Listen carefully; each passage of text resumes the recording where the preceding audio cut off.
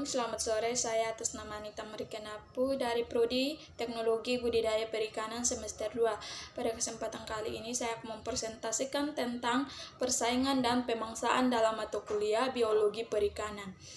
Persaingan adalah suatu keadaan yang memastikan persediaan dari sumber yang sama dalam satu daerah lingkungan tertentu, yang menghasilkan suatu interaksi yang menimbulkan efek buruk untuk satu atau masing-masing organisme. Dalam biologis adalah suatu permintaan oleh dua individu atau lebih dari spesies yang sama dalam populasi, atau dua spesies atau lebih dalam tingkatan juvenil yang sama untuk sumber yang umum, di mana permintaan tadi sebenarnya secara potensial terbatas. Menurut sifatnya, interaksi antar organisme dengan ekosistem terbagi dua, yaitu yang pertama, interaksi antar organisme yang bersifat netral atau positif, bersifat netral atau netralisme, bukan merupakan interaksi tetapi lebih cenderung sebagai asosiasi, di mana hubungan yang terbentuk tidak terpengaruh oleh apapun pada individu yang terlibat.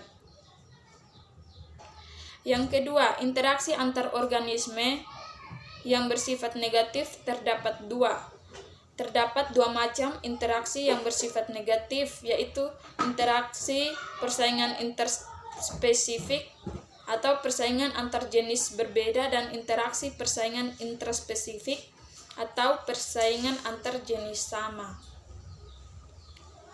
Contoh interaksi persaingan interspesifik adalah ketika ikan lele atau Clarias dan ikan nila ditempatkan dalam satu kolam, maka akan terjadi persaingan dalam memperebutkan makanan yang tentunya kondisi tersebut merugikan bagi keberlangsungan hidup ikan nila.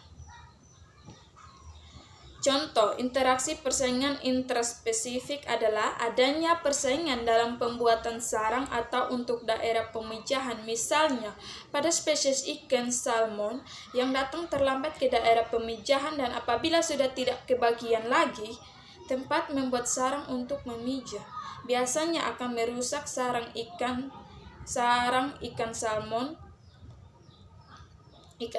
lain yang sudah ada.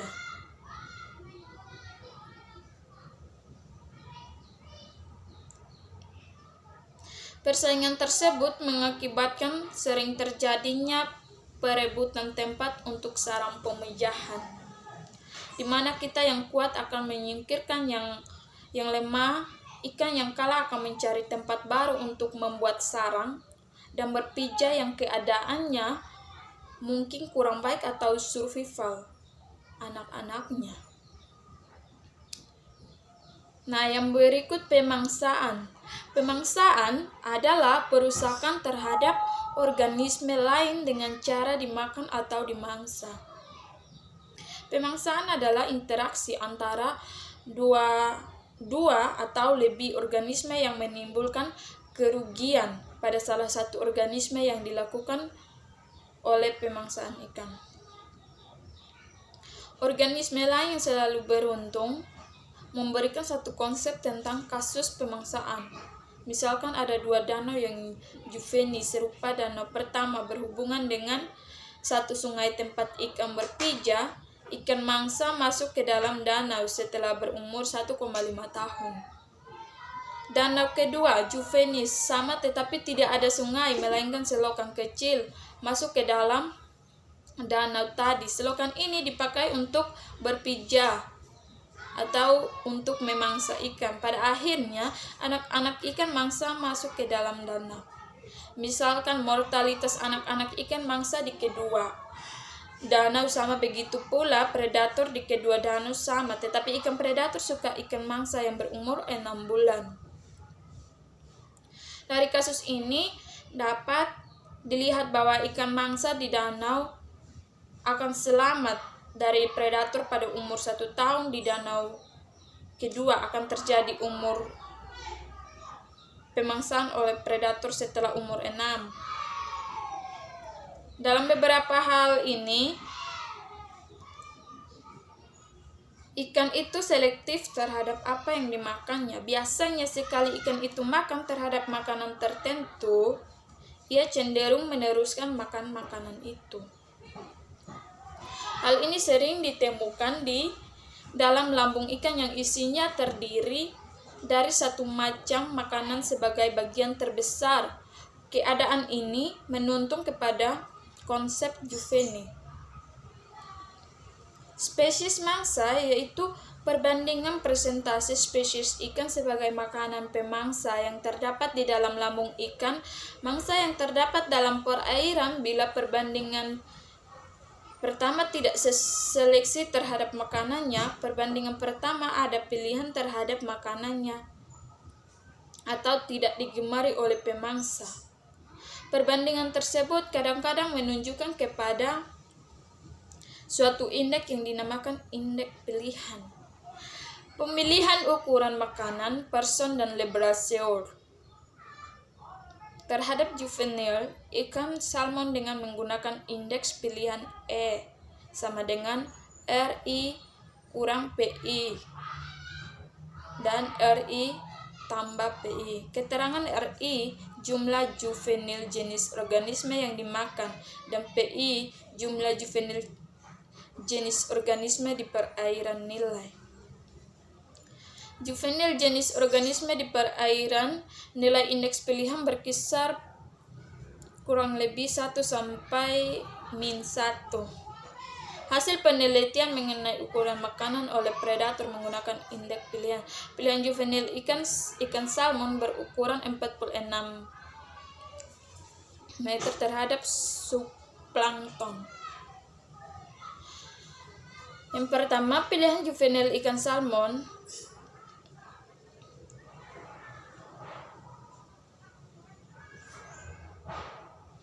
berukuran 48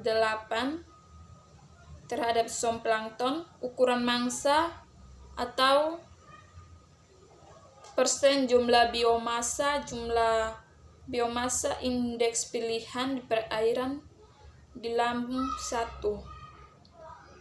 Pemangsaan dapat terjadi interspesifik dan intraspesifik. Contoh, interaksi pemangsaan interspesifik adalah yang terjadi kanibalisme pada ikan lele yang mengakibatkan terjadinya pemangsaan pada sesama spesies ikan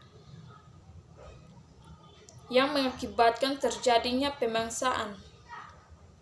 Faktor pemicu yang menyebabkan terjadinya pemangsaan sejenis ikan lele yaitu ikan yang seumuran tapi berbeda ukuran tubuh. Perbedaan ukuran dapat terjadi karena laju pertumbuhan yang tidak sama antara sesama benih. Benih yang besar cenderung dominan dalam hal pergerakan dan perolehan makanan. Perbedaan ukuran ini disebabkan oleh dua faktor, yang faktor alamiah dan faktor kesengajaan atau kelalaian. Faktor alamiah dipengaruhi oleh sifat genetik, kesehatan, dan ketahanan daya tubuh, kesempatan dan keagresifan dalam mencari makan. Sedangkan faktor kesengajaan atau kelalaian adalah akibat pembenih atau pembudidaya yang tidak menyortir atau yang tidak menyeragamkan atau grading ukuran ikan yang dipelihara. Faktor dominasi ini menjadikan ikan yang memiliki tubuh yang lebih besar unggul dalam perebutan makanan dan cenderung menjadi rakus. Kekurangan makanan, terutama pada ikan lele, membuka peluang pemangsaan terhadap temannya sendiri yang berukuran lebih kecil. Kanibalisme pada ikan akibat pada tebar terlalu tinggi memelihara ikan dalam jumlah besar pada media terbatas seringkali terjadi akibat orientasi bisnis yang berlebihan. Motifnya adalah meraup keuntungan sebesar-besarnya. Memperhitungkan daya dukung media pemeliharaan, sehingga ikan dalam jumlah besar dipelihara dalam satu media yang tidak begitu luas. Akibatnya, ruang gerak ikan terbatas dan tingkat persaingan makanan dan oksigen menjadi tinggi. Suasana yang demikian jadi pemicu munculnya sifat saling memangsa atau kanibal pada ikan lele atau karnivora. Untuk saling memangsa, biasanya dalam kondisi seperti ini, tingkat emosional benih muncul yang mengakibatkan berkelahi memperebutkan pakan dan ruang yang berakibatkan kematian. Kanibalisme akibat kekurangan makanan. Kekurangan pakan bisa terjadi akibat kelalaian pembudidaya keterlambatan. Dalam pemberian pakan bisa terjadi dalam kekurangan tenaga kerja yang bertugas memberi pakan secara rutin atau keterlambatan penerimaan suplai pakan dari pabrik. Keterlambatan pemberian pakan kadangkala berlangsung cukup lama, 1 atau 2 hari. Ikan-ikan budidaya, terutama yang sudah memiliki pola makan pada jam-jam tertentu, akan gelisah jika pada saat tersebut tidak tersedia pakan yang dibutuhkan. Akibatnya, sifat kanibalisme ikan lele yang memiliki sifat agresivitas tinggi akan terpacu apabila jika di kolam juga tidak tersedia pakan alternatif berupa pakan alami. Kanibalisme akibat stres lingkungan pemeliharaan yang kondusif memberikan ketenagaan bagi ikan atau benih yang dipelihara, namun ada kalanya kesulitan mendapatkan lokasi yang nyaman dan sesuai tujuan budidaya, misalnya lokasi berdekatan dengan keramaian, dekat pemukiman, dekat pabrik atau dekat jalan raya. Lokasi yang kondisinya relatif tidak tenang dalam berisik dan banyak orang yang berlalu lalang sehingga menyebabkan ikan stres. Ikan-ikan yang stres cenderung sulit dikendalikan jika padat penebaran tinggi serta media budidaya relatif sempit. Peluang terjadinya kanibalisme terbuka, terutama jika disertai dengan kondisi kekurangan makanan. Contoh interaksi pemangsaan intraspesifik adalah terjadinya pemangsaan yang dilakukan oleh ikan dengan jenis ikan apapun, khususnya yang memiliki tingkat keagresivitas lebih kecil dibandingkan dengan ikan arwana dan berada dalam satu media yang sama. Faktor-faktor yang menyebabkan terjadinya persaingan dan pemangsaan pada ikan. Yang pertama, makanan. Makanan adalah suatu kebutuhan pokok yang harus dimiliki oleh semua makhluk hidup, tak terkecuali ikan. Ada beberapa hal yang menyebabkan terjadinya persaingan dalam memperebutkan makanan. Salah satu halnya adalah tidak sebandingnya jumlah makanan yang tersedia di alam ataupun yang diberikan oleh pembudidaya dengan jumlah atau pada tebar ikan yang berada di media tersebut. Faktor ini menjadikan ikan yang memiliki tubuh yang lebih besar unggul dalam perebutan makanan dan cenderung menjadi rakus. Kekurangan makanan membuka peluang terjadinya persaingan dan pemangsaan. Yang berikut, sarang atau tempat pemejahan.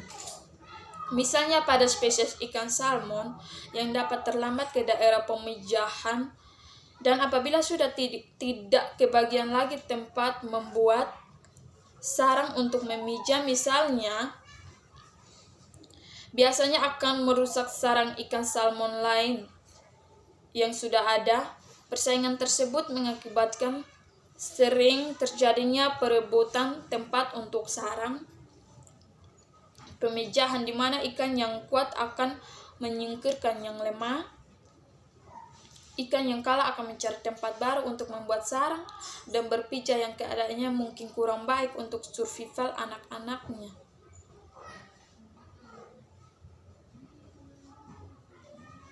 Sekian dari saya. Shalom. Terima kasih.